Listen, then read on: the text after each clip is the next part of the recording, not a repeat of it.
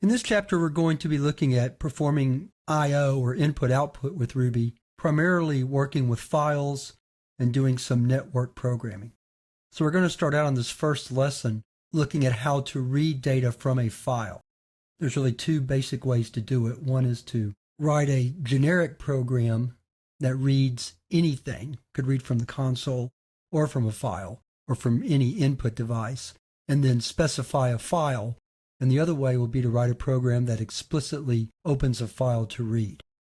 So let's look at the more generic way first. But before we can even do that, we need to create a file.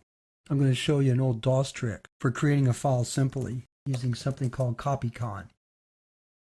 You type copycon data.txt, or the name of your file, with an extension if you want it. And it's going to copy whatever we write on the console to our file. So we'll just do some simple text. Then we'll add a couple of numbers. Then when we're finished and ready to write the file, we just type a Control-Z, hit Enter, and now we have a file. There's a file. Now let's create a simple generic program to read data from that file. The program looks like this.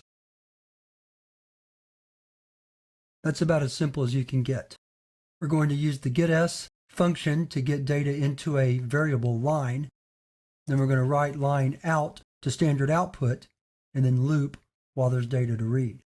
So let's exit and save.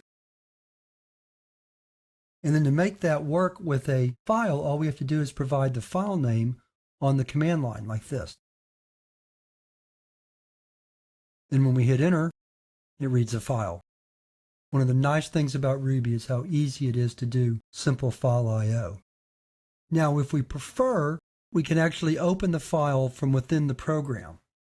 Let's modify read file to do that. So we're going to go to the top of the program, add the following line.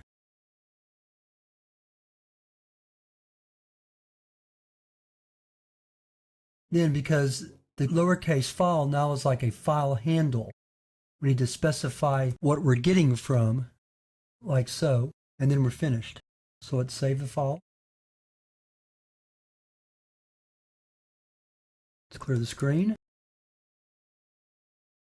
Oh, we left out an end, so let's fix that.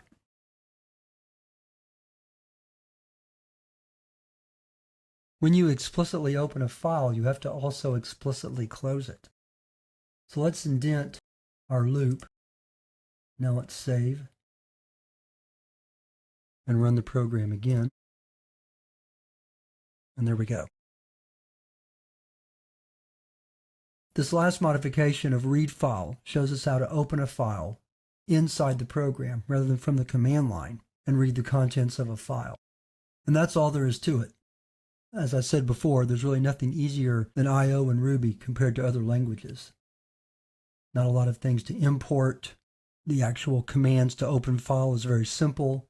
Reading files is very intuitive, so there's really just not all that much to learn.